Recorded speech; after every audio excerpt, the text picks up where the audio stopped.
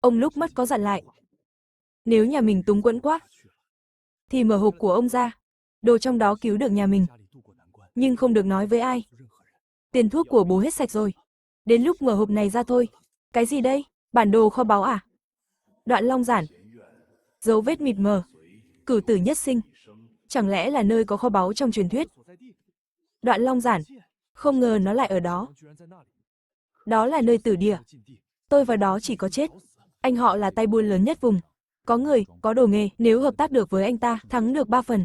Nhưng mấy năm nay, anh ta ép giá đến mức nhà tôi sắp chết đói. Dẫu sao cũng là người nhà, nếu lần này anh ta trả giá công bằng, tôi sẽ nói cho anh ta biết.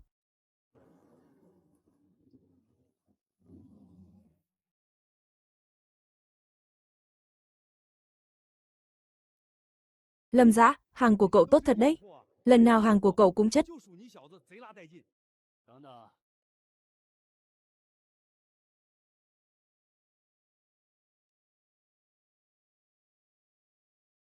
Cái này ấy à? Trông cũng được. Thế này đi, chú em, nể tình anh em họ hàng. 3.000, lấy cả sọt. 3.000 à anh?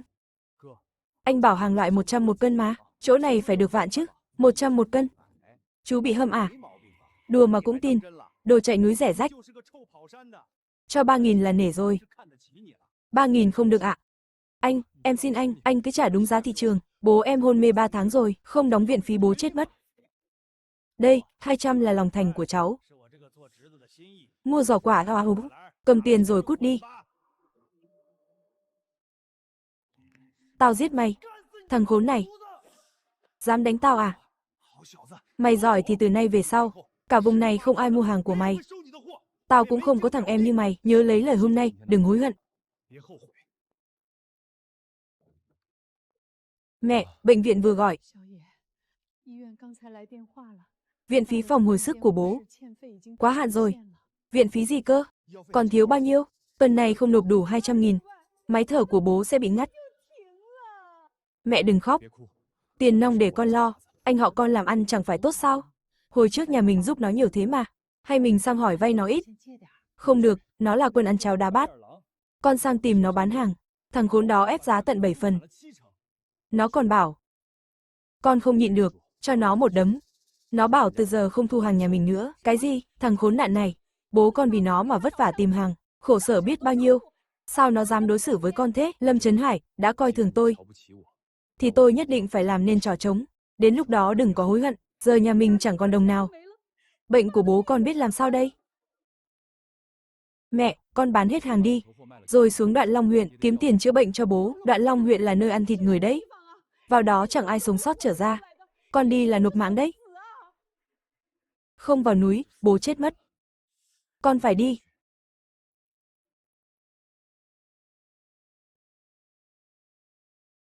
Anh cậu bảo rồi, hàng của Lâm Dã, cấm thu mua. Cút đi, sao không thu? Ông xem, Hoàng Kỳ tốt thế này. Điếc à? Đã bảo không là không, còn lải nhải, tôi cho người đánh ra.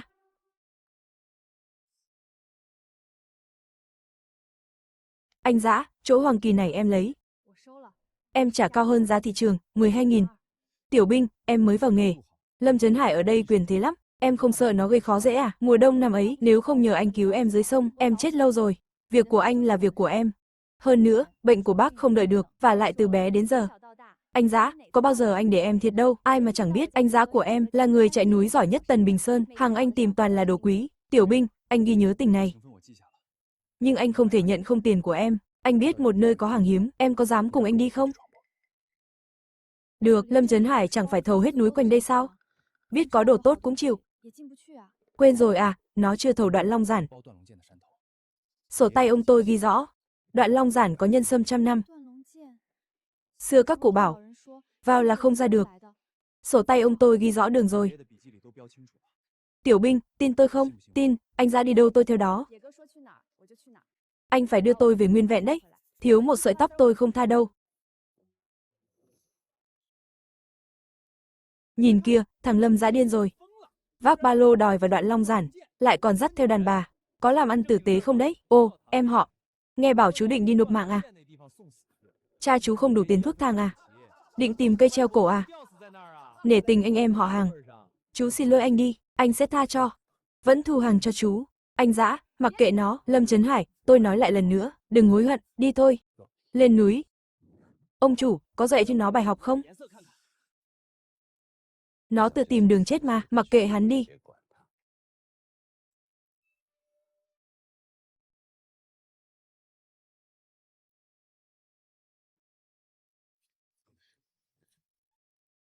Anh Dã, lũ quét rồi. Chạy ngược lại thôi. Vẫn kịp đấy.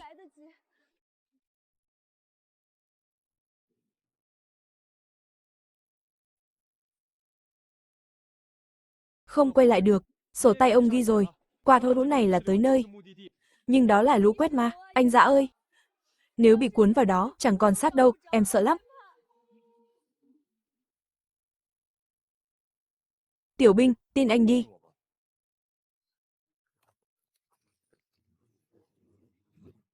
Em tin anh. Vậy nắm chặt lấy anh.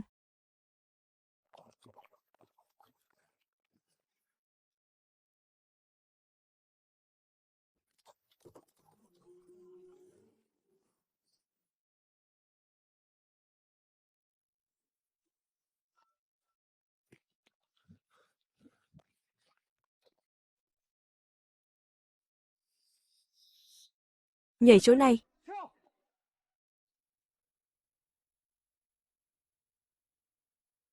Được rồi. Tiểu binh, đưa tay anh.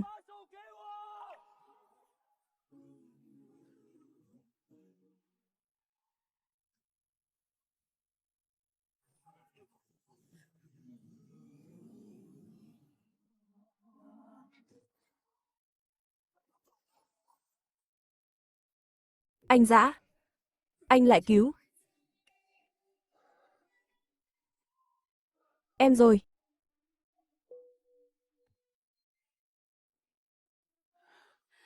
Chúng ta vào được rồi.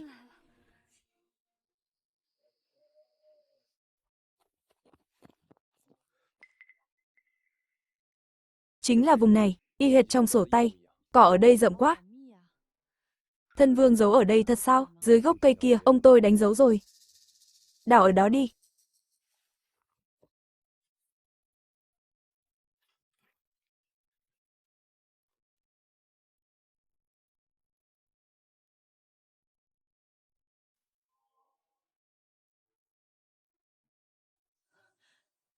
Trống không?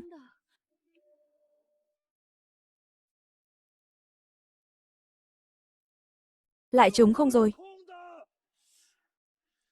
Các cụ bảo, Sâm già thành tinh. Thấy người là chạy. Chẳng lẽ Sâm Vương chạy rồi? Lại dễ mục rồi. Anh Dã lau mồ hôi đi. Nghỉ đi, không tìm thấy đâu. Đào Hoàng Kỳ thôi. Không, không thấy Sâm tôi không về. Ai thấy nó bao giờ đâu. Nhỡ không có thật thì sao? Chú đang đợi tiền cứu mạng. Cứ thế này mãi sao được?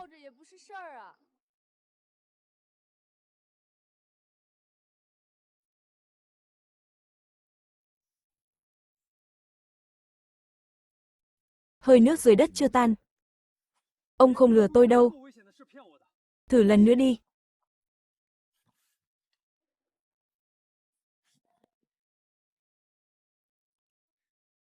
Trời thương cho công sức. Cho con xin chút lộc. Anh Dã, đào cả ngày rồi. Chẳng thấy cọng rễ nào. Có khi ông ghi nhầm. Về thôi anh. Về tính tiếp.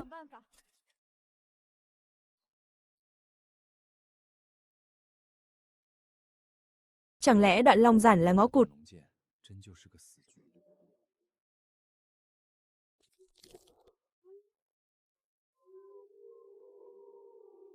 Anh Dã, sói đến rồi.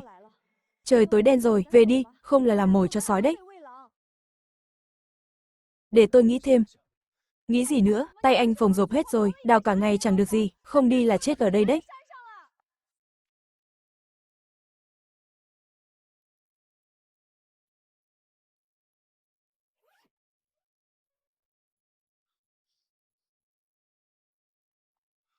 Tôi biết rồi.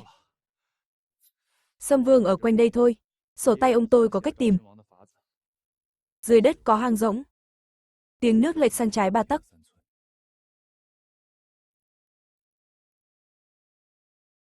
Tiểu binh, dịch sang trái 5 bước.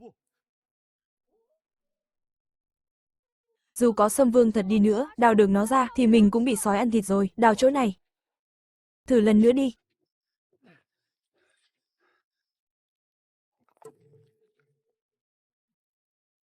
Chính là nó đấy.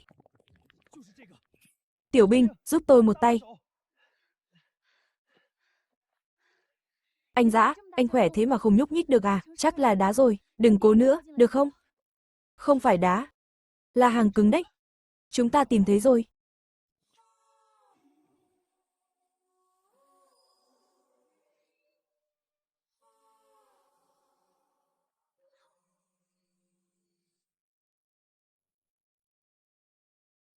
Có cái này, chẳng lẽ là...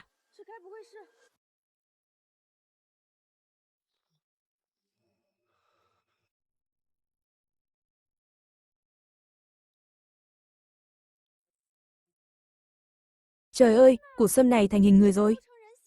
Tôi lớn thế này mới thấy lần đầu. Sổ tay ông tôi đúng thật. Chúng ta tìm được Sâm Vương rồi. Anh Dã, anh giỏi quá.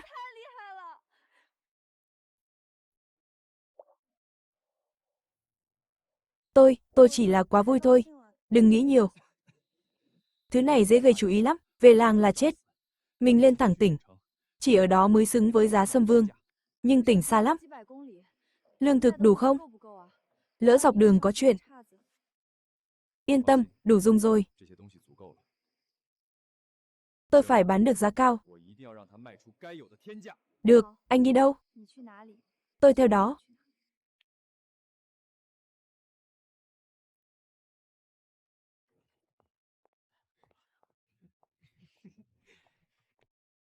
Ông chủ, Sâm Vương 100 năm. Ông có mua không? Sâm Vương 100 năm. Nhìn cái mặt anh kìa. Chắc gì có củ cải 100 năm. Ông cứ xem hàng đi. Ông sẽ hối hận đấy. Xem cái gì? Chủ trại Lâm Thị nói rồi. Toàn đồ giả thôi. Cút ngay cho tôi. Đừng làm bẩn chỗ tôi. Lâm Trấn Hải vươn tay tới tận đây.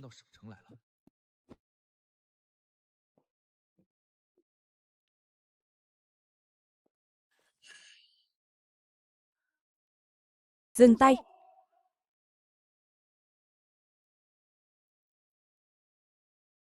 Dừng tay.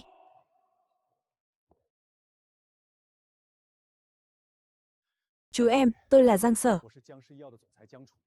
Tôi đang tìm sâm quý. Cho tôi xem hàng được không?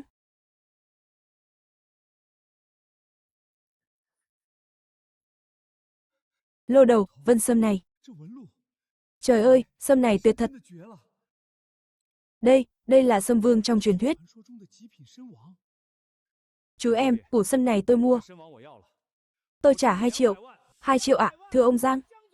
Đó chỉ là củ cải thôi. Mở mắt ra mà nhìn cho kỹ đi, đây gọi là nốt chân châu, dấu hằn chỉ sâm 100 năm mới có. Nhìn tiếp Vân Yến này đi, 120 năm mới được đoạn này. Ông thử lấy củ cải ra mà làm xem nào. Chú em nói không sai nửa lời. Lưu Báo, ông lăn lộn nghề này nửa đời rồi, sao giờ đến thật giả cũng không phân biệt nổi. Ông Giang, sâm này tôi đánh đổi mạng mới lấy được. Ông đã bỏ giá cao mua nó, mong ông dùng nó cho đúng giá trị. Yên tâm, tôi dùng nó cứu người. Ở đây đông người quá. Theo tôi về công ty, về đó rồi nói chuyện kỹ hơn.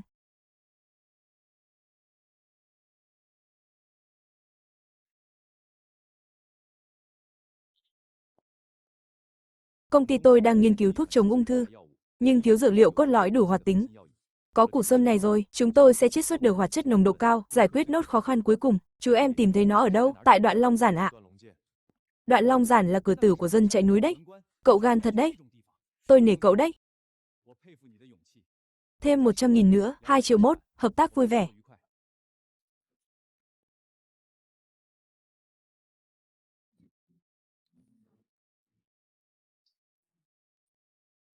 Trời ơi, nhiều tiền quá. Anh Dã, mình giàu rồi. Giám đốc Giang, công ty ông chuyên làm thuốc mới. Ông có muốn hợp tác lâu dài không? Hợp tác lâu dài? Cậu có ý gì? Tôi tìm được Sâm Vương, thì sẽ tìm được thêm, người khác không làm được, ông bỏ tiền, tôi bỏ sức. Cậu Lâm, cậu giỏi thật. Nhưng dược liệu quý khó tìm, cậu tìm được cây thứ hai không? Tôi đã sống sót từ đoạn long giản. Thì trong rừng sâu này, không gì là Lâm Dã tôi không tìm thấy. Khí phách lắm. Tôi tiễn các cậu. Dược liệu cần tìm như thế này. Lâm Dã, cây này rất quan trọng với chúng tôi. Nếu cậu tìm được, chúng tôi sẽ hậu tạ. Ông yên tâm. Chúng tôi chuẩn bị chút rồi vào núi. Ông cứ về đi à? Cần gì cứ gọi tôi. Tôi sẽ cố hết sức.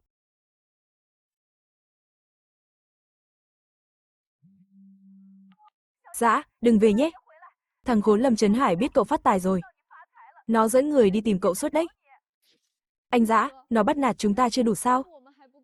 Giờ còn làm khó cả bác trai bác gái. Đợi ra khỏi Đoạn Long huyện, tôi sẽ tính sổ với chúng từng món một.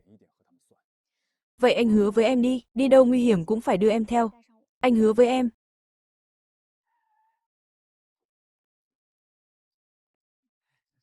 Ôi, thằng nhãi bán củ cải đây mà. Cầm tiền của ông Giang rồi định chuồn à? Tưởng tỉnh thành là nhà máy chắc. Ở đất này, chưa ai dám làm Lưu Báo tao mất mặt. Hôm nay không nôn ra một nửa số tiền, coi như phí tổn thất tinh thần cho tao, tao cho mày đi vào bằng chân, nhưng phải nằm cáng đi ra. Lũ cướp cạn này, tưởng tao là quả hồng mềm à? Con bé bên cạnh trông được đấy, biết điều thì để nó hầu rượu anh em tao. Ông đây vui vẻ, biết đâu tha cho cái chân. Anh Dã, hay mình đưa tiền cho chúng đi. Tiền mất thì kiếm lại được, anh không được xảy ra chuyện, yên tâm, tôi biết chừng mực, cho tôi gọi điện được không? Thằng nhà quê như mày, mà cũng đòi gọi người à? Tao cho mày cơ hội đấy, ở cái đất này. Chưa ai dám chống lại tao, giám đốc Giang, tôi gặp chút rắc rối. Cần ông giúp một tay, làm mẫu à? Hôm nay dù mày có gọi cả trời xuống đây, thì tao vẫn là nhất, lên.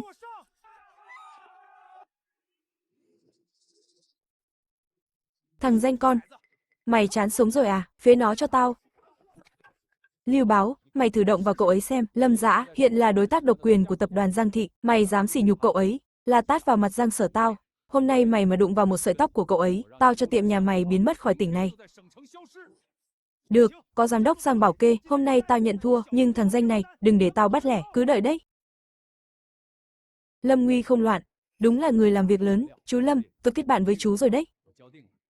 Lần này vào núi tìm trùng thảo vương phải cẩn thận. Ông tôi trước khi mất từng dặn, trên đỉnh núi tuyết cao nhất Đoạn Long Yển, có trùng thảo vương cực phẩm, tôi biết chỗ trùng thảo vương. Chỉ cần đủ đầu nghề, tôi sẽ lấy được nó. Đây là 50 vạn tiền cọc cho chú làm kinh phí. Tôi đợi tin tốt từ chú. Lâm Trấn Hải, Lưu Báo, sớm muộn tôi cũng đứng trên đỉnh ngành Sơn Hóa, dẫm nát lũ các người.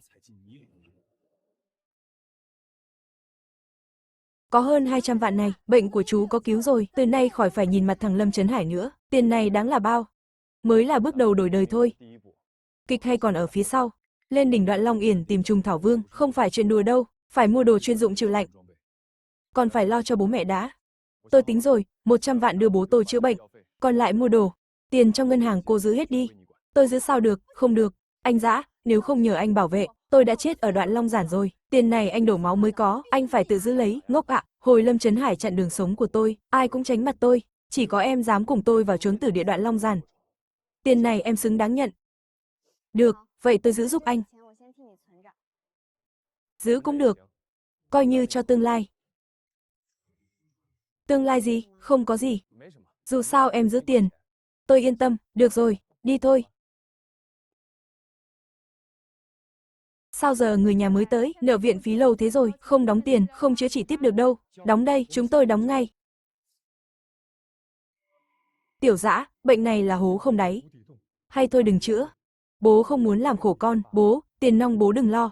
Bố cứ dưỡng bệnh cho tốt là được, thím, trong này có 1 triệu. Thím chăm sóc bản thân và chú nhé, anh Dã mới yên tâm vào núi được. Tiểu Dã, Đoạn Long Giản nguy hiểm lắm. Hay đừng đi nữa. Lấy tiền này làm việc khác không được sao? Con đã hứa với ông chủ Giang đi tìm trùng thảo vương rồi. Vả lại, Lâm Trấn Hải đã sỉ nhục nhà mình thế rồi. Đoạn Long Giản là vốn liếng để nhà mình đổi đời, thím yên tâm. Cháu sẽ đi cùng anh Dã. Cháu sẽ trông chừng anh ấy giúp thím. Tiểu Binh giờ là tay hòm chìa khóa của tôi đấy, không có cô ấy, tôi chẳng mua nổi đồ nghề.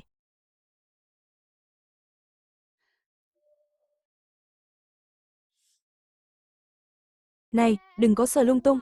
Đây là hàng đặt riêng từ Thụy Sĩ đấy. Làm bẩn là các người đền không nổi đâu, mở cửa hàng bán đồ mà, lại không cho khách sờ thử à? Đồ vỉa hè trên người các người có nổi trăm đồng không? Cửa hàng tôi là hàng cao cấp. Sợi dây leo núi còn đắt hơn cả bộ đồ các người mặc. Cao cấp à, để tôi cho cô mở mang tầm mắt.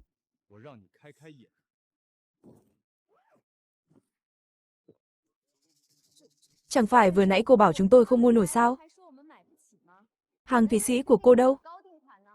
Lôi ra đây xem nào. Cô ơi, tôi mắt mù rồi. Hai vị đừng chấp kẻ hèn này. Bớt nói nhảm đi, lấy bộ đồ tuyết nhẹ và ấm nhất ra đây. Cả dìu phá băng với lều chống gió nữa. Dạ, có ngay ạ. Mời hai vị qua bên này. Anh Dã ơi, áo này thần kỳ thật đấy. Nhìn dày thế mà, mặc vào nhẹ tênh. Chẳng vướng víu gì. Trông lại ấm sực. Chưa bao giờ tôi mặc bộ đồ tuyết êm thế này. Đồ đạc đủ cả rồi, sáng mai mình lên núi. Có anh Dã, chắc chắn ổn. Đoạn Long Giản tôi đã qua một lần rồi. Đã nói trên đỉnh có trùng thảo vương. Thì dù có đào 3 tấc đất, tôi cũng phải lấy bằng được. Ông chủ, hỏng rồi, Lâm Dã không những sống sót ra khỏi Đoạn Long huyện mà còn phát tài ở tỉnh. Tôi thấy nó mua đống đồ tuyết, chắc là định lên núi tuyết. Không thể nào, nó chưa chết sao? Lâm Dã, mày tưởng chạy lên tỉnh là tao hết cách với mày à? Ông chủ, nghe nói Lâm Dã đắc tội Lưu Báo ở tỉnh, hay là mình? Thằng danh Lâm Dã này, đi đâu cũng không biết điều. Lưu Báo đâu phải tay vừa, để chúng nó cắn nhau đi, khỏi bẩn tay tôi.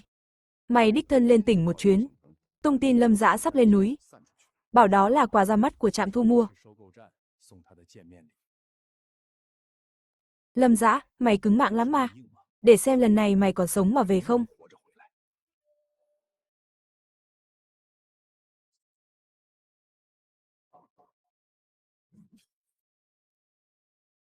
Đông trùng hạ thảo ở đây to thật. Chỉ riêng sáng nay đào được thôi. Mang về cũng đáng mấy chục vạn rồi. Chất dinh dưỡng ở đây đã bị đám đông trùng thường hút cạn rồi. Vua đông trùng không mọc ở đây đâu. Đó là hang máu cuối cùng trong sổ tay. Đi xem sao.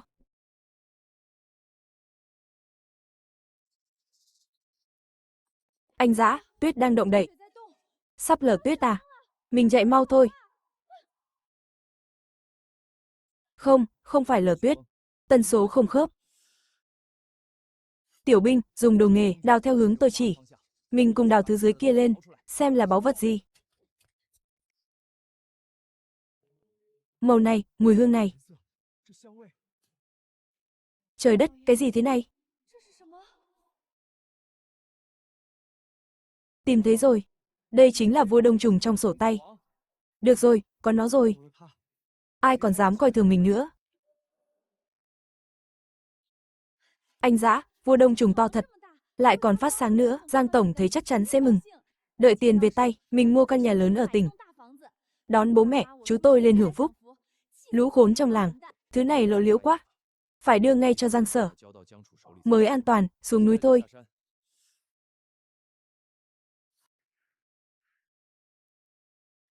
Anh Dã, xong vụ này. Mình mở công ty đi anh. Khỏi nhìn mặt ai nữa.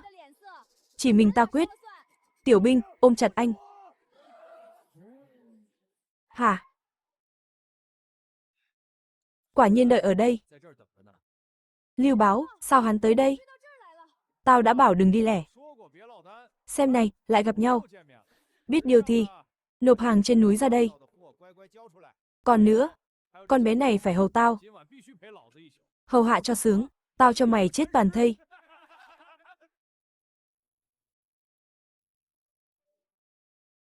Lưu Báo, muốn tiền à? Đồ đây. Đừng làm hại anh ấy, anh Dã, chạy đi. Họ đông quá. Anh giỏi võ, chạy một mình được mà, đừng lo, con bé ngốc. Anh hứa đưa em về nhà. Lời này không đổi đâu.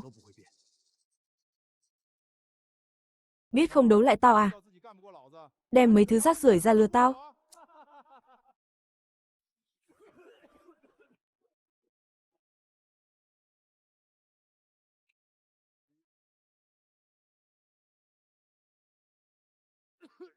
Đừng có lại nữa. Đuổi theo cho tao, đứa nào chặn được nó lại, tao thưởng 10 vạn.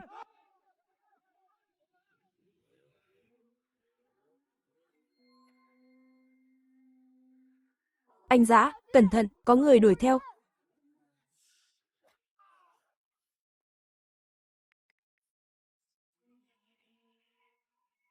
Điên rồi, sát vực còn tăng tốc. Ngồi chắc vào.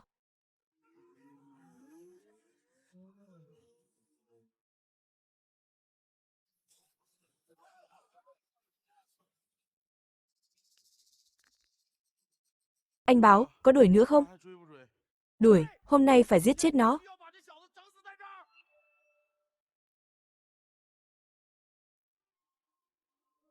Làm sao đây, họ sắp đuổi kịp rồi. Chết đi.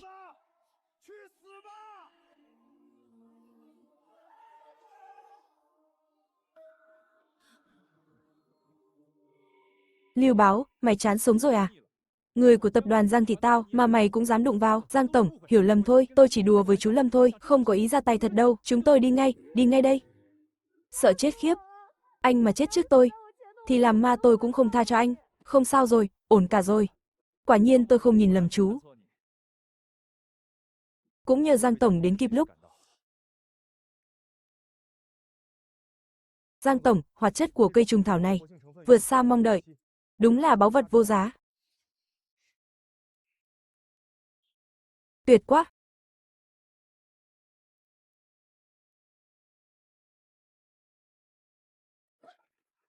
Thầy Lý, ngoài trùng thảo vương, số trùng thảo thượng hạng anh mang về, tôi đều thu mua giá cao nhất. 10 triệu. Anh Dã, đời này mình tiêu sao hết số tiền này, giám đốc Giang thoát nạn lần này. Cũng nhờ anh trả hậu hĩnh quá. Đó là anh xứng đáng nhận. Nhưng anh Lâm này, anh còn kẻ thù nào khác không? Tôi xin đảm bảo, tin anh lên núi tuyết, tuyệt đối không phải người nhà họ Giang tiết lộ, chắc chắn là Lâm Trấn Hải, thằng khốn đó thật dai như đỉa.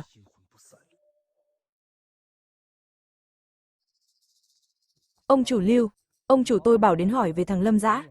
Ông định tính sao? Đồ chó, tao vừa bị thằng danh đó tát vào mặt, trạm thu mua nhà mày đến xem cho cười à? Tin tao ném mày xuống lầu không? Ông chủ Lưu bớt giận, Lâm Dạ cũng là kẻ thù của ông chủ tôi, chỉ là ông chủ tôi không ở tỉnh, muốn hỏi xem thằng danh đó, sao tự dưng khó sơi thế nhỉ? Thằng danh con đó giờ là anh em tốt của Giang Sở bảo vệ nó như con đẻ. Đừng trách tôi không nhắc ông chủ các ông, thằng đó quái gở lắm, lần trước đào được xác đã đành. Lần này lại tìm được vua đông trùng hạ thảo, kiếm được tận 10 triệu. Sao có thể chứ? Không thể nào, chắc chắn nó giở trò. Lừa Giang Sở làm kẻ khờ, Lưu Báo, Giang Sở giờ coi trọng nó lắm.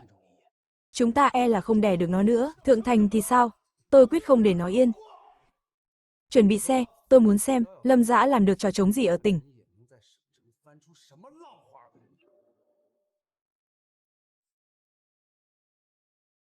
Lưu Báo, ngưỡng mộ đã lâu, tôi đến muốn bàn với ông.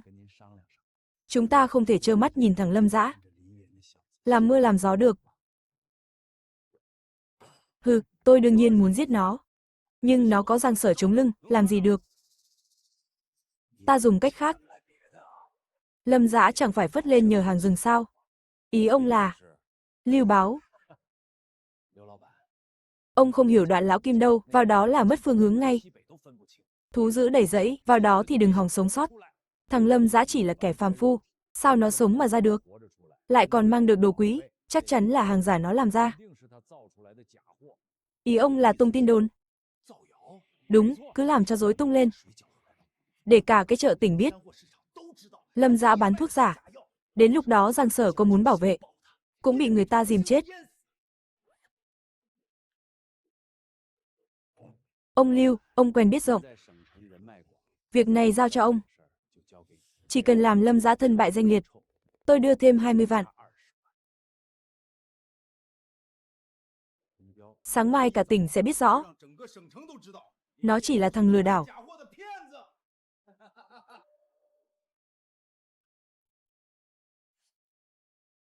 Anh Hải, hàng đợt này tốt quá. Tôi vừa tính xong. Chuyến này bán được 3 triệu. Sau khi thay máy, đường Đoạn Long Giản dễ đi hơn. Đoạn Long Giản là mỏ vàng của ta. Nghe bảo nó bán toàn hàng giả, mà còn dám bảo là hàng cực phẩm, sâm núi bán đắt thế, thật là thất đức. Dám bán hàng giả, phải báo công an bắt nó đi.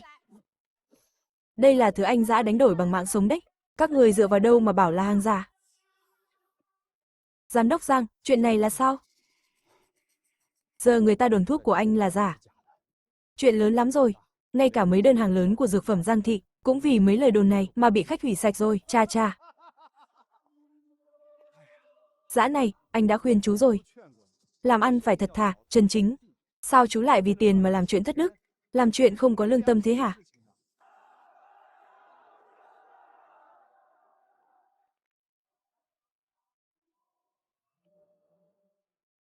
Lâm Trấn Hải, bớt ngậm máu phun người đi. Bảo tôi bán hàng giả, bằng chứng đâu? Bằng chứng à? Chú bảo hàng lấy từ Đoạn Long Giản. Ai mà chẳng biết Đoạn Long Giản là chỗ nào? Hừ, đó là cửa tử, vào ôi ra một. Chưa từng có ai từ đó, mà còn sống sót trở về cả. Đúng đấy, chỗ đó thợ săn lão luyện còn chẳng dám bén mảng. Thằng nhãi danh như nó sao ra được? Chắc chắn là bịa chuyện để nâng giá. Cái gọi là Sâm Vương kia chắc là củ cải ngâm thuốc giả mạo thôi. Người khác không làm được, không có nghĩa là Lâm Dã tôi không làm được. Mỗi món hàng tôi bán đều là hàng rừng xịn đánh đổi bằng mạng sống. Hừ, cứng miệng thì được gì? Sâm Vương của cậu mà là thật, tôi Lâm Trấn Hải viết ngược tên mình lại. Đã khăng khăng Sâm tôi là giả. Vậy hôm nay trước mặt mọi người, tôi mời chuyên gia uy tín nhất đến kiểm chứng. Tôi muốn đánh cược với ông. Nếu chuyên gia bảo Sâm của cậu là giả, cậu phải tự chặt đôi chân mình. Đừng trách tôi làm đường ca mà tàn nhẫn. Anh Dã, nguy hiểm quá. Hắn tự tin thế, chắc chắn giở trò rồi. Đừng lo, là thật đấy. Không giả được đâu. Được, nếu ông thắng, tôi đưa chân cho ông. Nhưng nếu Sâm Vương này là thật, ông phải bỏ nghề sơn hóa. Vĩnh viễn không được bén mảng tới đây. Sao, vừa rồi còn thể thốt cơ mà. Giờ chột dạ rồi à? Tôi chột dạ. Tôi sợ ông đút tiền cho chuyên gia dởm. Để hắn nói càn thôi. Nếu vậy, để tôi mời chuyên gia. Tôi sẽ mời tiến sĩ Đại học Y Dược tỉnh, giáo sư Lý Nghị đến giám định tại chỗ. Tôi lấy uy tín tập đoàn Giang Thị ra đảm bảo. Nhân sâm này không ai đụng chạm gì cả. Tiến sĩ Lý Nghị là người có tiếng trong giới y học tỉnh ta. Ông ấy giám định thì chắc chắn là thật. Tôi, Lâm Trấn Hải, nể mặt ông, tôi nhận kèo này.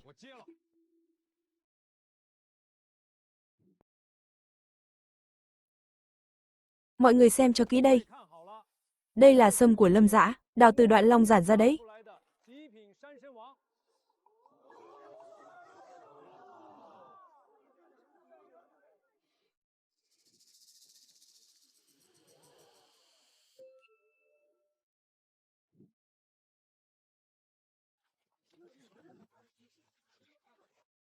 Ông chủ yên tâm. Mọi việc xong xuôi cả rồi. Hôm nay thằng họ Lâm này tiêu đời. Cả đời không ngóc đầu lên nổi, tốt, đợi nó gãy chân. Thì ghế thị trường là của chúng ta.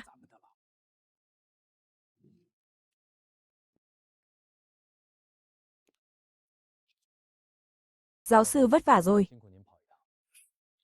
Ông chủ yên tâm, tôi sẽ giám định công tâm nhất.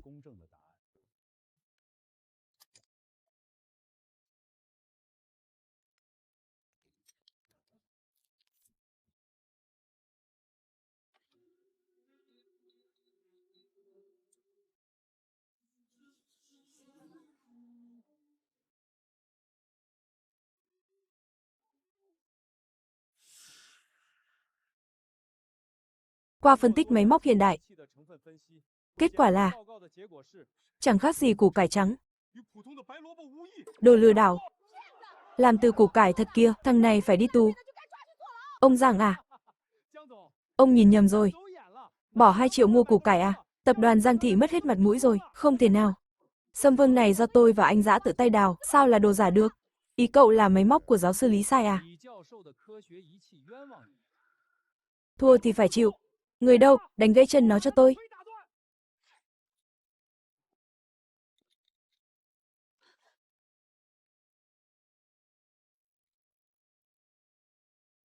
Tôi không phục kết quả này.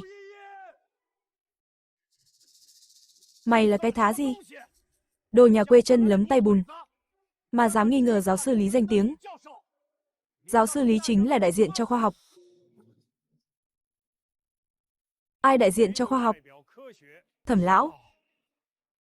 Sao bác lại đích thân tới đây? Thẩm lão, danh y nổi tiếng cả nước, sao ông ấy lại ở đây? Tôi nghe tin tỉnh có Sâm Vương 100 năm, nên từ kinh thành tới xem thử. Không ngờ lại thấy trò hề này.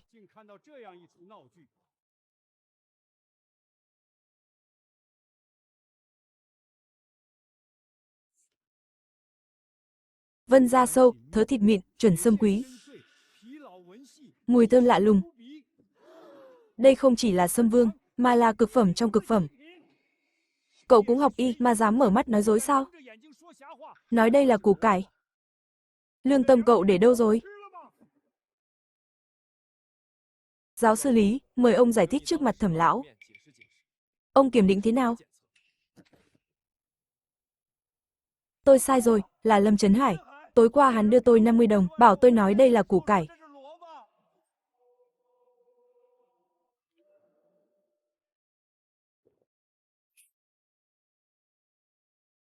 Sự thật rõ rồi.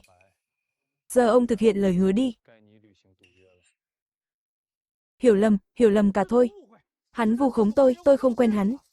Khốn nạn, dám làm không dám nhận. Lúc nãy đòi bẻ chân người ta. Oai lắm cơ mà. Cút khỏi nghề này đi. Cút khỏi tỉnh này.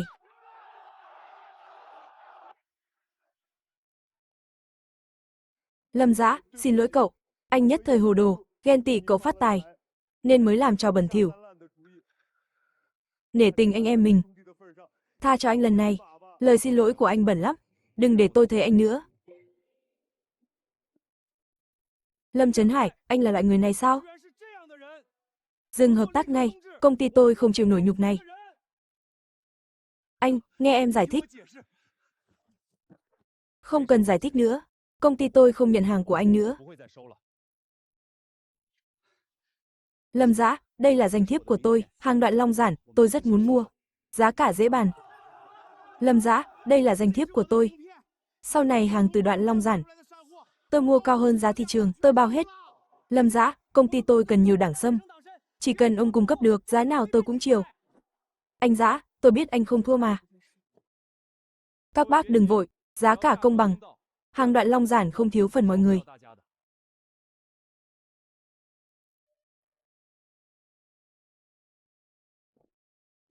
Anh Dã, nhiều bên đặt hàng lắm. Chỉ đích danh hàng Đoạn Long Giản. Riêng đảng sâm, Hoàng Kỳ đã lãi 50 vạn. Mới là khởi đầu thôi. Đoạn Long Giản còn nhiều của quý lắm. Đủ cho anh em mình ăn cả đời. Đã bám tới đây rồi, mà cứ trơ mắt nhìn chúng vào à? Làm hoa tiêu dẫn đường đi, khi đặt ống trong núi. Dân chạy núi đều đánh dấu đường đi. Bớt nói nhảm đi. Nói thẳng đi, làm thế nào, phá sạch dấu vết trên cây đi. Cho chúng lạc đường, cho chúng chết đói. Chết cóng trong núi, Lâm Dã dám chống lại tôi cho chúng mày chết rục trong núi. Anh Dã, hàng tìm đủ rồi. Trời sắp tối rồi, mình xuống núi thôi. Không đúng. Lúc tôi lên núi, rõ ràng đã bẻ cỏ làm dấu ở đây. Sao mất rồi, có nhầm đường không? Không chỉ cỏ mất đâu. Dấu khắc trên cây bị phá cả rồi. Cây quanh đây bị khắc bậy bạ hết. Anh Thiết, ý anh là dấu đường bị phá sạch. Điện thoại mất sóng. Mình bị theo dõi rồi. Giờ làm sao đây? Đi rừng sợ nhất là lạc đường. Lương khô chỉ đủ ăn một ngày. Tối nay không ra được thì... Kẻ theo đuôi không chỉ một người. Chắc chắn là thằng khốn Lâm Trấn Hải. Nó thua cháy túi ở quảng trường, nên dẫn thằng Lưu Báo đến hại mình. Đừng sợ, sổ tay của ông tôi thuộc lòng rồi. Mình tự mở đường ra. Anh Dã, trời tối đen rồi, mình còn ra được không? Rêu mọc nơi râm mát, phía khuất nắng là dòng suối ở sườn bắc Đoạn Long Giản. Thảm thực vật phân tầng, sổ tay ông ghi rõ lắm. Không sai đâu, cố chút nữa. Đường cùng rồi anh ơi. Mình không ra được nữa rồi. Anh cầm hết đồ đi.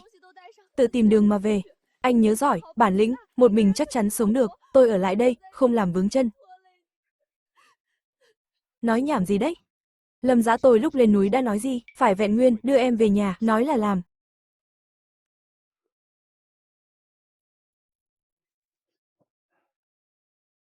Sao lại có hang ở đây? Không phải hang tự nhiên, là mỏ khoáng nhân tạo. Vào xem thử. Hang này có dấu chỉ lối ra, chắc chắn thông được.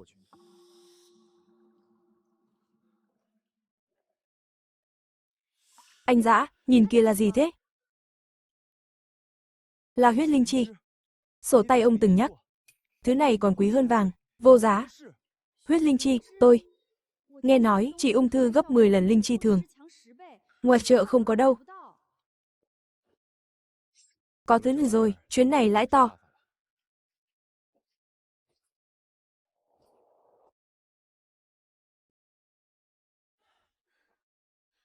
Anh Dã nhìn kìa. Ra được rồi. Huyết linh chi quý lắm, để lâu mất dược tính. Xuống núi bán ngay.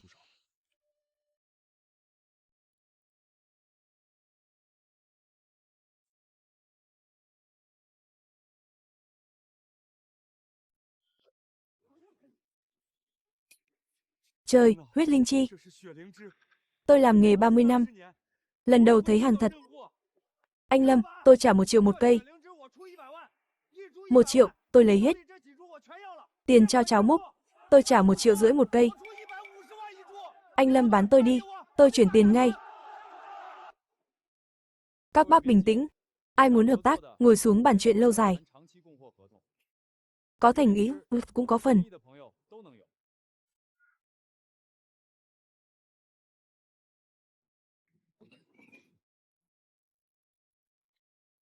Đồ vô dụng, lũ An Hải. Chỉ một thằng Lâm Dã. Bao nhiêu người thế kia mà không giết nổi nó. Ông chủ, thằng đó mạng lớn quá. Đoạn Long Giản không nhốt được nó. Hay là, thôi bỏ đi ông chủ. Bỏ sao được, nó làm tôi mất nghiệp. 10 mấy năm gây dựng tan tành. Cậu bảo tôi bỏ thế nào? Lâm Dã cũng đâu phải dạng vừa, vậy thì cho nó chết ở đoạn Long Giản. Đừng bao giờ quay về. Ông chủ. Ý ông là...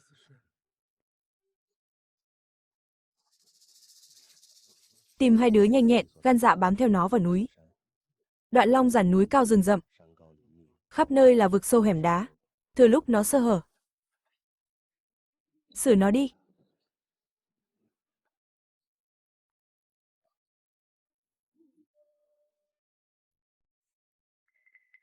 Cứ thằng đó mà làm. Ông chủ dặn rồi, làm cho sạch sẽ vào, đừng để lại mống nào. Tốt, đoạn Long Giản là mồ chôn nó, khỏi mất công đào hố chôn.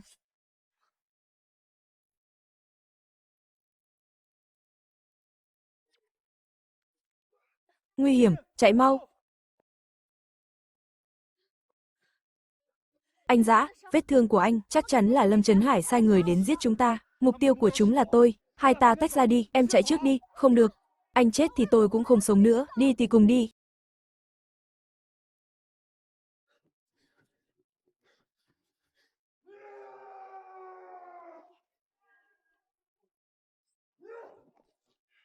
Mày điên rồi à?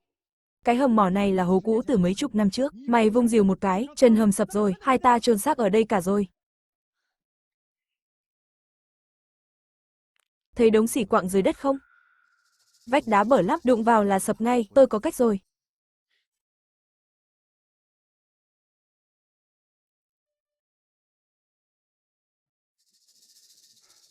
Tản ra tìm đi, thấy người thì gọi, đừng có tự tiện. Bắt lấy thằng đó. Tôi chặt một chân nó. Thằng kia, ra đây. Ra mau. Tao cho mày chết toàn thây. Đứng im, nhúc nhích là chết. Tao bẻ gãy tay mày.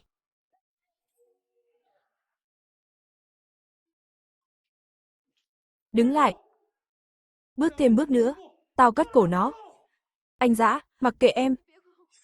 Chạy đi, chạy mau. Mày giỏi chạy lắm mà. Mày chạy thì con này chết. Thả cô ấy ra. Mày muốn giết là tao. Mày tưởng tao ngu à? Thả cô ấy ra. Mày không liều mạng với tao à? Ý anh Dã là Thấy đống xỉ quặng kia không? Vách hang bở lắm, đập là sập ngay, tôi có cách. Được, tôi không nhúc nhích. Thả cô ấy ra, lấy mạng tôi đi. Nói là làm, biết điều đấy. Thế mới ngoan, đỡ tốn công tao.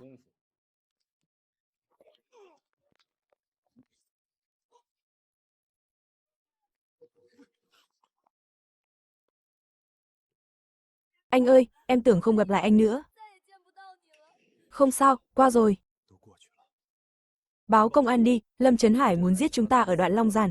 Món nợ này tôi sẽ tính với hắn. Lâm Dã, chúng tôi xem trong đó rồi. Sập hầm lớn quá, dưới là sông ngầm. Không xuống được. Ý các anh là chưa lấy được chứng cứ. Đã lập án rồi, 1 tháng sẽ có kết quả. Được không? Được, tôi đợi. Anh Dã, họ đi thế sao? Lâm Trấn Hải ở đây lâu rồi. Không dễ hạ bệ đâu. Thế còn Tiểu Binh? Hắn muốn mạng chúng ta. Tôi sẽ lấy tất cả của hắn. Tôi sẽ giẫm nát Lâm Trấn Hải. Anh Dã, anh định làm gì? Mình mở công ty sơn hóa riêng đi. Để quét sạch tay chân, mạng lưới của Lâm Trấn Hải. Được, anh làm chủ, tôi lo sổ sách cho. Lâm Trấn Hải, đợi đấy. Tôi sẽ cho ông biết ai mới là chủ núi này.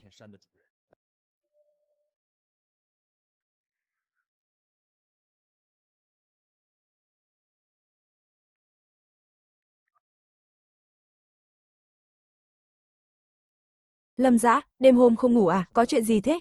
Giang Tổng, tôi muốn mở công ty sơn hóa. Ông có muốn đầu tư không? Cậu nghĩ kỹ chưa? Muốn bám trụ nghề này thật à? Tôi quyết rồi. Tôi rót 5 triệu. Nhưng có một điều, 1 năm phải có lãi. Yên tâm, tôi không để ông thất vọng đâu.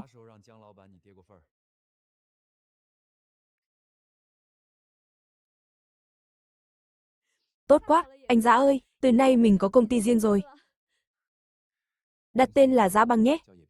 Anh thấy sao? Anh hỏi tôi làm gì? Tên anh tự đặt. Anh tự quyết đi.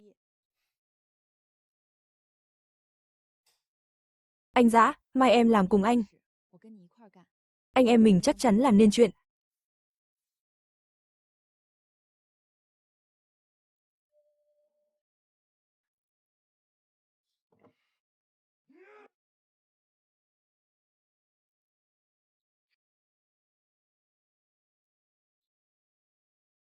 Ông đập cho ai xem đấy? Đập đồ mà giết được Lâm Dã à? Mày còn chưa biết thằng đó chưa chết ở đoạn Long Giản à? Nó còn định mở công ty sơn hóa, thế chẳng phải là đạp lên đầu tao sao?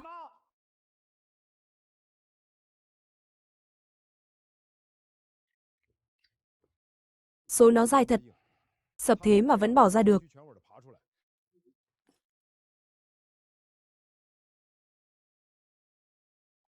Được rồi, gào đủ chưa? Nó đã muốn mở tiệm. Tao có khối cách trị nó. Được, nó muốn khai trương à? Tao muốn xem trước mặt mọi người. Hàng hóa gặp sự cố, sau này ai dám lấy hàng của nó nữa.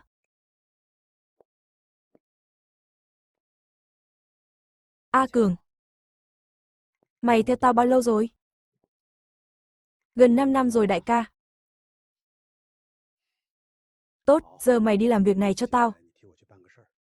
Xong việc, ghế phó chủ quản là của mày.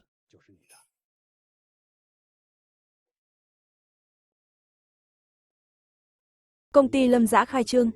Tao muốn mày trà trộn vào làm kho.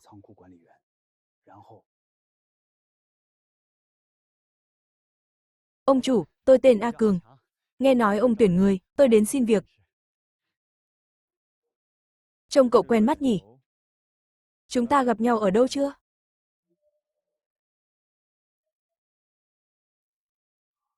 Trước tôi làm ở trạm thu mua nhà họ Lâm, Lâm Trấn Hải quá thâm độc, ép giá khiến chúng tôi không sống nổi. Tôi muốn theo người tử tế, ông chủ, kho đang thiếu người, cậu cứ làm thử xem. Cảm ơn ông chủ, tôi sẽ làm tốt.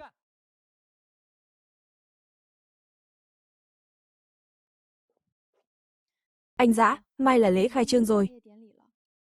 Thằng A Cường đó tôi biết. Giữ nó lại còn có ích.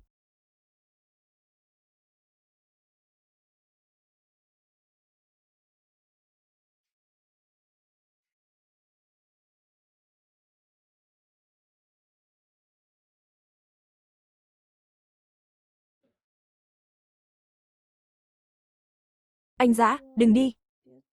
Đợi Lâm Trấn Hải không ngóc đầu lên được nữa, anh sẽ cưới em. Khi đó anh sẽ cho em một đám cưới linh đình nhất.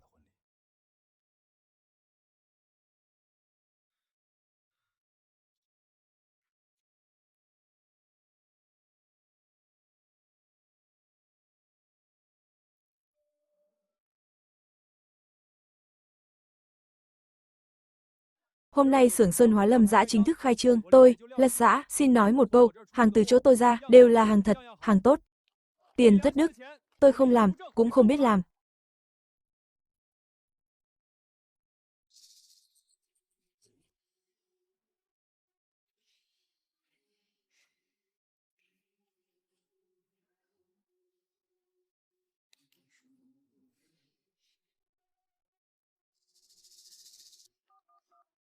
Anh Dã, A Cường giở trò rồi.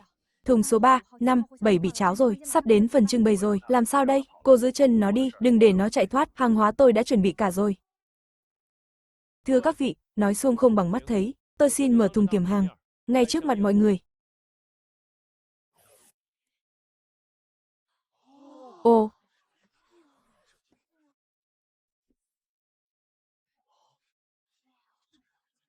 chất lượng tuyệt thật. Không thể nào, chẳng phải mình đã cháo hàng rồi sao? Chẳng lẽ hắn biết từ trước? Cháo 3 thùng hàng giả, đúng không? Nhưng không ngờ tới. Tôi đã đề phòng anh rồi. Khai ra, ai sai khiến mày? Tôi sai rồi, Lâm Trấn Hải ép tôi. Không làm nó giết tôi mất, xin anh tha cho tôi. Kẻ làm ăn bằng mưu hèn. Chẳng bền được đâu. Lâm Trấn Hải, hết thời rồi.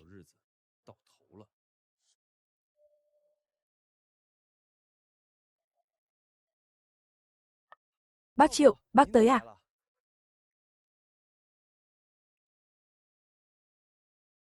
Lâm Dã, ông cháu mà thấy cháu này, chắc vui lắm. Ông cháu từng kể bác nơi này. Đoạn Long Giản có dược vương cốc, dược liệu quý đầy rẫy. Nhưng ông cháu không vào. Chẳng kể ai nghe. Vì nơi đó quá nguy hiểm. Ông cháu không muốn ai chết. Lâm Dã, người chạy núi có quy tắc. Núi cho ta miếng cơm. Không được tham lam.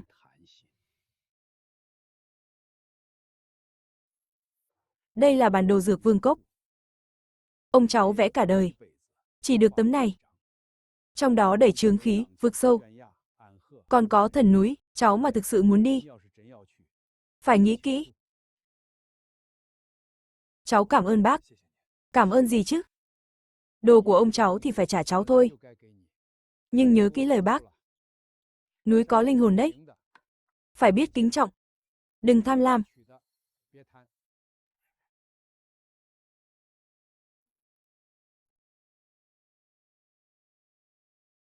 Nếu bản đồ này là thật, thì Sơn Thần chính là hổ dữ. Chắc chắn có xương hổ Sơn Thần.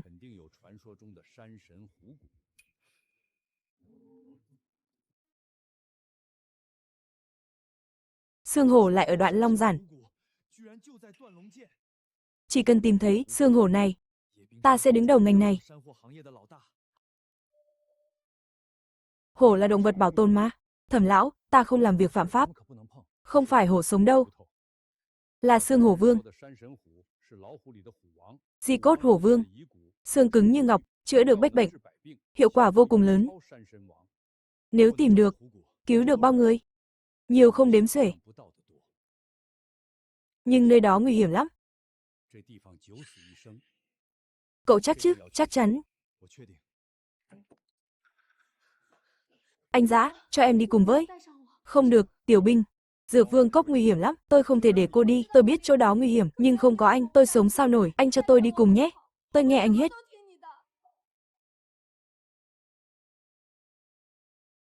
Được. Nhưng phải hứa với tôi, dù có chuyện gì xảy ra, cũng không được rời xa tôi nghe anh hết.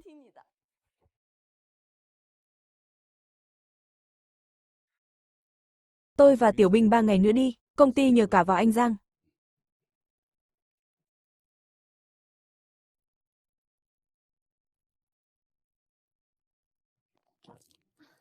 Anh Dã, dốc cao quá. Sao mình cứ phải đi đường này? Đi vòng mất nửa ngày. Qua dốc này là tới Dược Vương Cốc. Cố lên nào.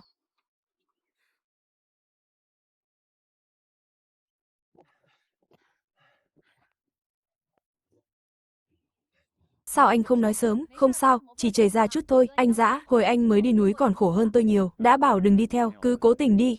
Để tôi tìm thuốc đắp cho cô. Đường phía trước còn hiểm hơn. Nếu cô không chịu nổi, thì tôi tự đi. Có anh, tôi chẳng sợ gì.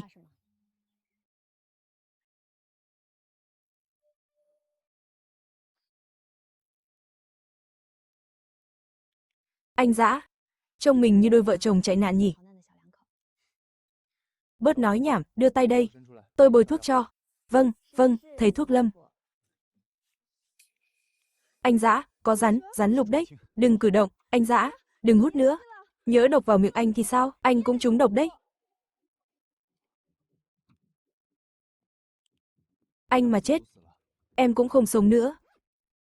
Đồ ngốc này, sau này không được nói thế. Hai ta phải sống tốt. Thế là hết rồi. Tôi thấy mình mất phương hướng rồi. Truyền thuyết là thật.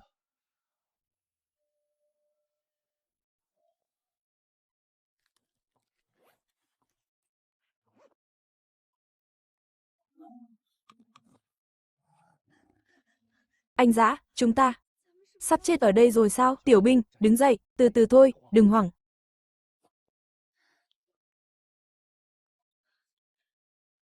Nó sắp vồ đấy. Tiểu binh, đợi chút, tôi đẩy em một cái, em chạy ngay về phía vách đá.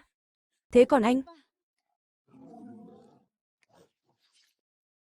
Chạy đi anh Dã.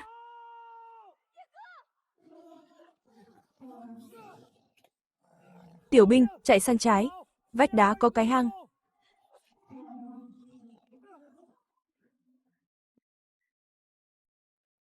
Anh Dã, nó đuổi tới rồi, đừng nhìn, chạy đi.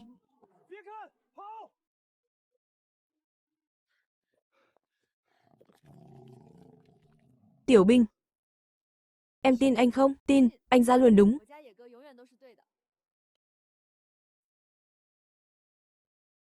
Được rồi.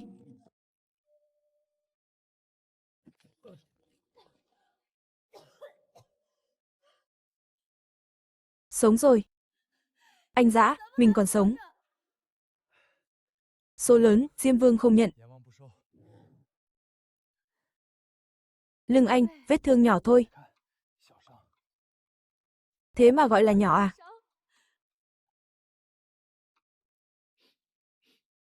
Đừng khóc. Anh da dày thịt béo mà. Cởi áo làm gì? Tiểu binh, không tiện đâu. Giờ này còn ngại gì, còn để ý chuyện đó. Chỉ cần mình cùng thoát ra là được. Anh mà chết, em biết làm sao? Để em lại một mình sao? Đồ ngốc, từ nay về sau. Mạng anh không chỉ của anh, mà còn là của em. Đóng dấu rồi, không được đổi ý, em không tha cho anh đâu. Đây là của em. Đáng rồi. Giờ phải tính cách thoát ra.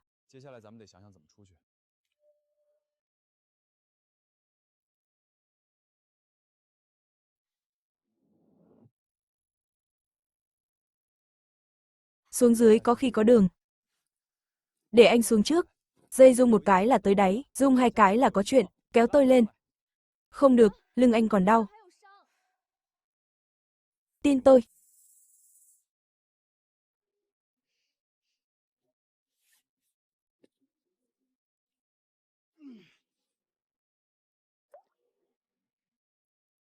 Anh Dã, anh không sao chứ?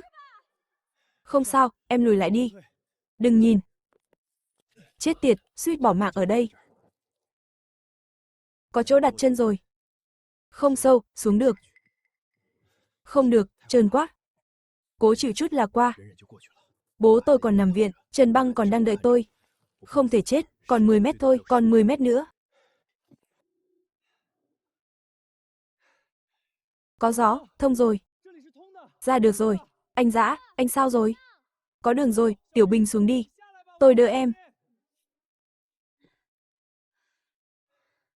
Tôi xem rồi. Qua đây là sườn núi, về được Yêu Vương Cốc.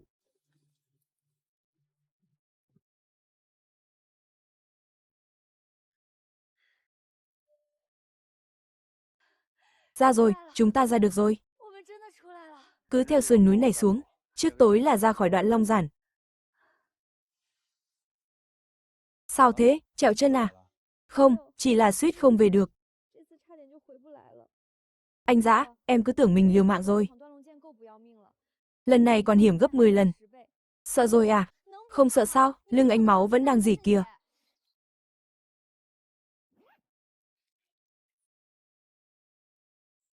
Em xem, vẫn giữ cái này à? Nhảy vực không mất, rơi hang không mất, băng bó cũng không mất. Vì thứ này mà, đáng lắm. Lâm Dã, anh điên rồi à? Khúc xương còn quý hơn mạng sao? Nó đổi được cả cơ nghiệp Lâm Trấn Hải đấy. Có thứ này rồi. Lâm Trấn Hải đời này hết ngóc đầu lên nổi. Chúng ta liều mạng vào núi, chẳng phải vì cái này sao? Cô bảo có đáng không? Đáng, anh bảo đáng là đáng. Lần sau còn liều mạng vì khúc xương, tôi vứt anh lại núi đấy. Cô không nỡ đâu. Vào núi 3 ngày rồi. Bố mẹ chưa có tin tức gì, chắc đang lo phát điên. Lâm Trấn Hải mà gây khó dễ cho chú thím thì hỏng bét, mau xuống núi thôi.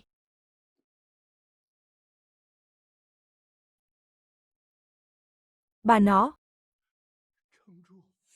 Thằng bé Lâm Dã mệnh lớn. Nó không sao đâu. 3 ngày rồi, chẳng có tin tức gì của thằng Dã cả. Đêm qua tôi nằm mơ, thấy nó mình đầy thương tích, đứng trước mặt gọi mẹ.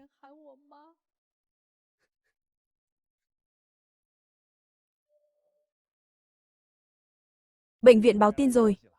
Lâm Dã mất tích 3 ngày nay. Vào đoạn Long Giản 3 ngày không tin tức. Chắc là chết rồi. Em họ tốt của tôi ơi, tự mình hại mình rồi.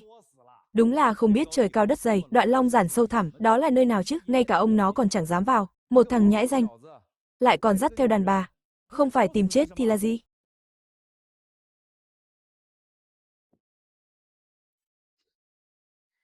Tôi phải đến bệnh viện thăm hỏi người thím tốt của tôi. Anh cũng hiếu thảo nhỉ? Bà ấy chết, tôi thay bà ấy làm tròn hiếu đạo.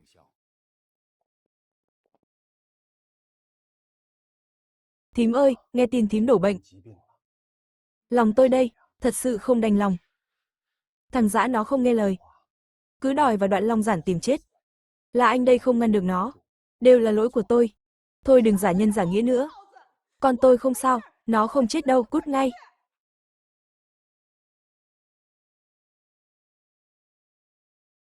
Viện phí tôi lo. Sau này hai bác tôi phụng dưỡng.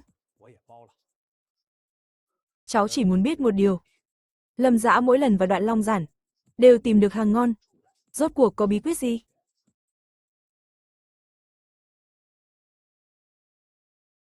Cầm đồ của anh cút đi. Bác đừng có không biết điều. Bác cũng chẳng cứu được nó đâu, giữ cái bí mật đó làm gì? Mang xuống mổ à? Thôi được rồi, đằng nào nó cũng xong rồi, đống đơn hàng đó tôi nhận hết. Bác nghĩ thông thì gọi tôi kiên nhẫn lắm.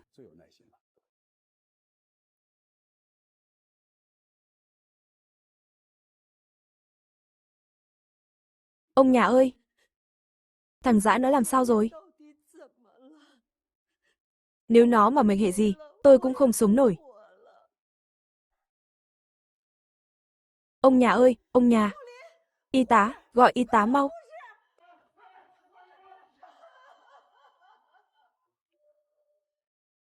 Các ông chủ à, còn đợi thằng chết rồi về giao hàng sao?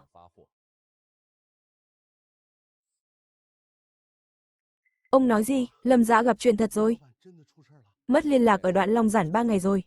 Các ông cũng buôn lâm sản. Biết thế nào rồi đấy? Khỏi cần tôi nói nhiều. Ông Lâm, hợp đồng tôi ký với Lâm Dã. Ông có nhận không? Tất nhiên, cùng nghề cả. Lâm Trấn Hải tôi trọng nghĩa khí. Các ông cứ yên tâm, hợp tác với tôi, hàng hóa ổn định, giá cả phải chăng?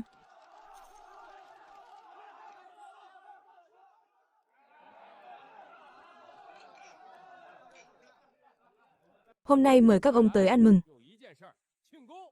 Thằng Lâm Dã tự mình chuốc họa, vào đoạn Long Giản chỉ có chết, từ nay về sau, việc buôn bán ở vùng này vẫn là Lâm Trấn Hải tôi quyết.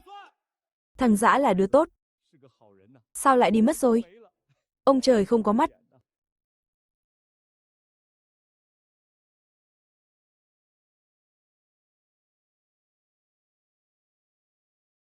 Lâm Trấn Hải, đồ lòng lang dạ sói.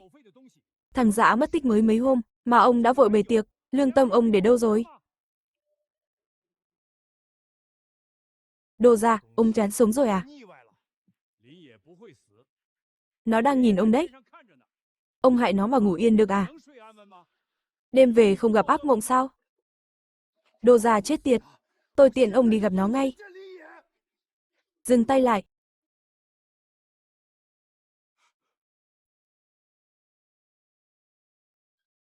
Ông. Anh chưa chết, tôi chưa chết. Làm anh thất vọng rồi.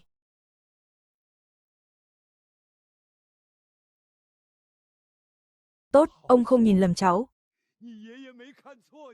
Tôi đã vào Dược Vương Cốc. Hổ cốt tôi cũng tìm thấy rồi. Không thể nào, ở đó chẳng phải có hổ sao? Sao mày còn sống mà về được, Lâm Trấn Hải? Chẳng phải anh muốn biết bí quyết tôi sống sót sao? Bí quyết là dựa vào bản lĩnh thôi.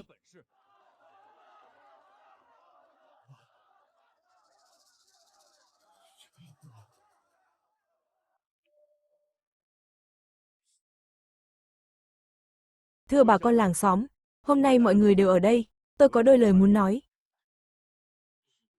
Vụ Đoạn Long Giản công an đã rõ rồi. Cố ý giết người, bắt cóc tống tiền. Mọi việc Lâm Trấn Hải và Lưu Báo làm. Chứng cứ tôi đã nộp cho công an xã. Lâm Dã, đừng có ngậm máu phun người. Mày bảo công an điều tra xong rồi. Chứng cứ đâu, không có thì tao kiện mày tội vu khống.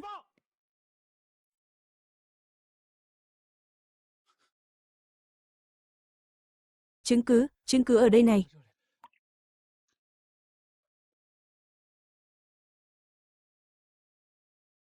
A Cường, thằng khốn này.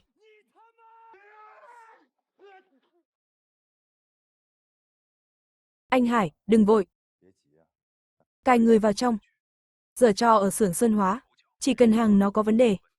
Trước mặt khách, làm nó mất uy tín. A Cường. Mai công ty nó khai trương. Tôi muốn ông trà trộn vào. Lâm Trấn Hải, Lưu Báo, các người phạm tội hình sự. Nay tôi bắt các người. Lâm Dã, em họ. Tha cho anh lần này. Anh nhận hết, chú thắng rồi, anh thua, được không anh họ? Không phải tôi thắng, là anh gieo gió gặt bão.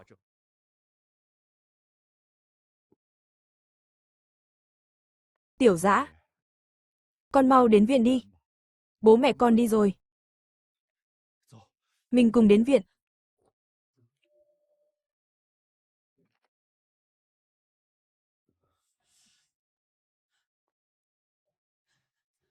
Con ơi, con còn sống. Con vẫn còn sống. Mẹ, con về rồi. Không sao, qua cả rồi.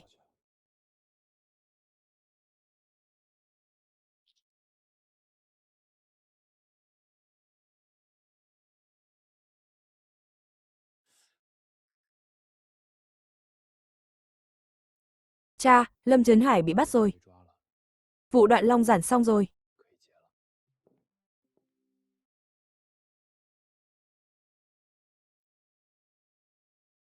Giang Tổng. Tôi muốn hiến bộ xương hổ này. Chú có biết đang nói gì không?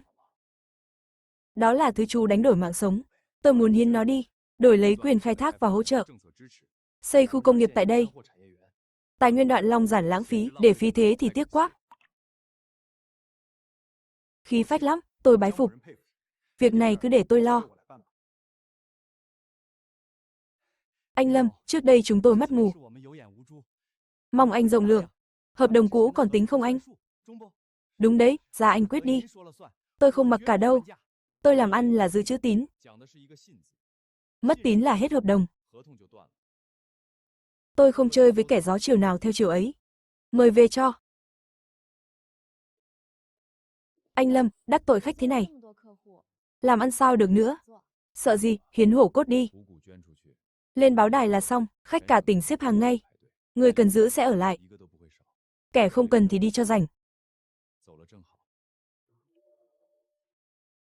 Tin mới nhất từ đài, thanh niên Lâm Dã đã vào vùng cấm Đoạn Long Giản, tìm được hổ cốt thần kỳ và tự nguyện hiến cho nhà nước. Qua giám định chuyên môn, cơ quan quyết định ủy thác cho doanh nhân trẻ Lâm Dã phát triển vùng Đoạn Long Giản, xây dựng khu sinh thái an toàn.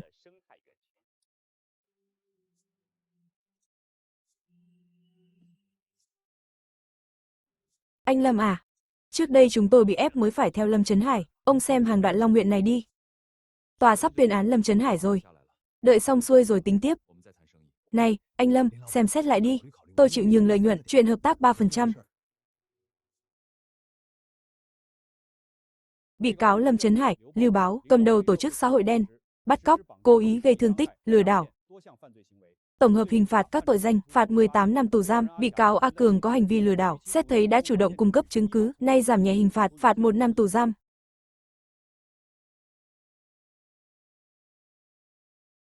Anh thắng rồi. Thấy tôi vào tù, anh vui lắm nhỉ? Cải tạo cho tốt. Ra tù làm lại cuộc đời.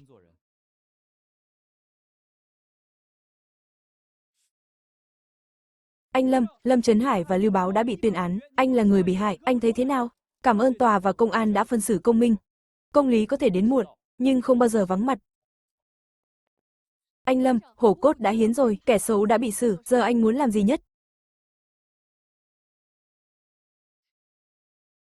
Cưới người tôi yêu.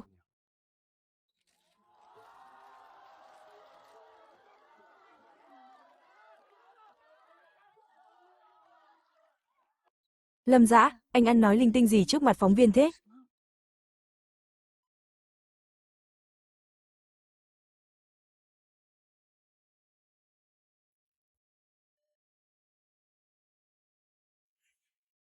Đẹp quá.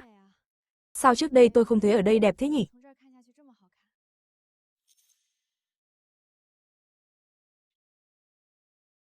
Tiểu Binh, từ ngày em cùng anh vượt Đoạn Long Giản, anh đã biết đời này không thể thiếu em. Trên vách núi, em nói anh đi đâu em theo đó. Hôm nay anh hỏi em lấy anh nhé.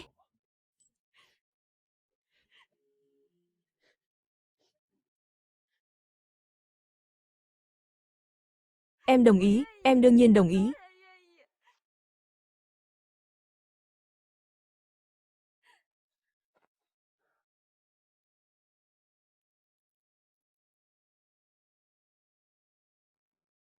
Thưa các vị khách quý, hôm nay được làm chủ hôn, tôi rất vinh dự. Tôi quen Lâm Dã bao năm nay, chưa thấy cậu ấy căng thẳng bao giờ, nhưng sáng nay, cậu ấy hỏi tôi 7 lần cà vạt có bị lệch không? Chú rể à, cà vạt không lệch đâu, cậu yên tâm đón dâu đi.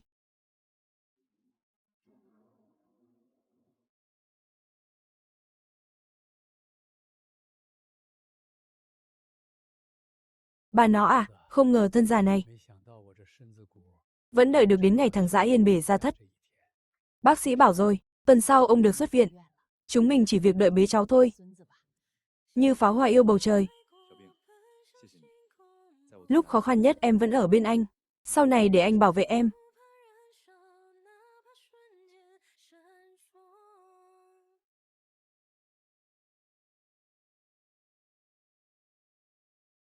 Thưa các vị lãnh đạo, thưa bà con làng xóm, 3 năm trước khi tôi đứng ở đây, dưới chân là bãi đất hoang.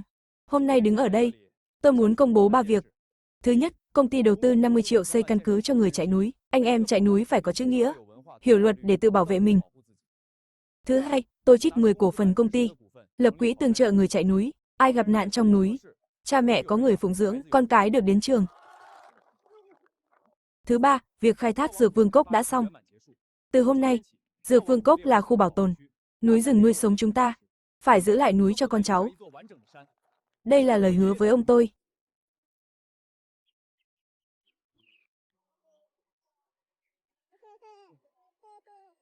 Ông ơi, con làm được rồi.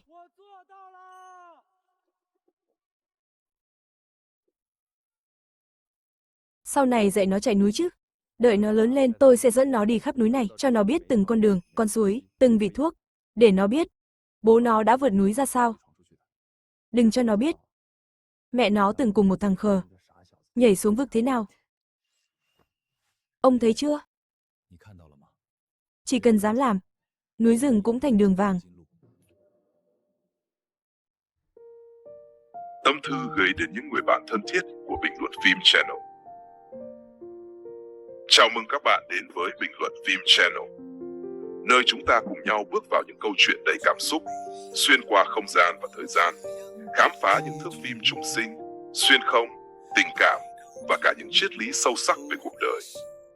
Mỗi bộ phim là một chuyến hành trình, đưa ta đến với những ký ức hoài niệm, những khoảnh khắc nuối tiếc, để rồi từ đó ta trân trọng hơn hiện tại và hiểu rõ hơn giá trị của những điều bình dị quanh mình. Đó có thể là câu chuyện về một người quay trở lại quá khứ để sửa chữa sai lầm, hay một vị thần y xuống núi cứu giúp thế gian, hoặc những mối tình đầy trắc trở nhưng đậm chất nhân văn. Chúng tôi tin rằng điện ảnh không chỉ để giải trí mà còn là những bài học cuộc sống, là tấm gương phản chiếu tâm hồn, giúp mỗi người tìm thấy một phần bản thân trong từng câu chuyện. Và trên hành trình này, sự đồng hành của các bạn chính là động lực lớn nhất để chúng tôi tiếp tục sáng tạo và mang đến những nội dung chất lượng nhất. Cảm ơn tất cả những khán giả thân yêu đã luôn ủng hộ, lắng nghe và chia sẻ cùng Bình luận phim Channel.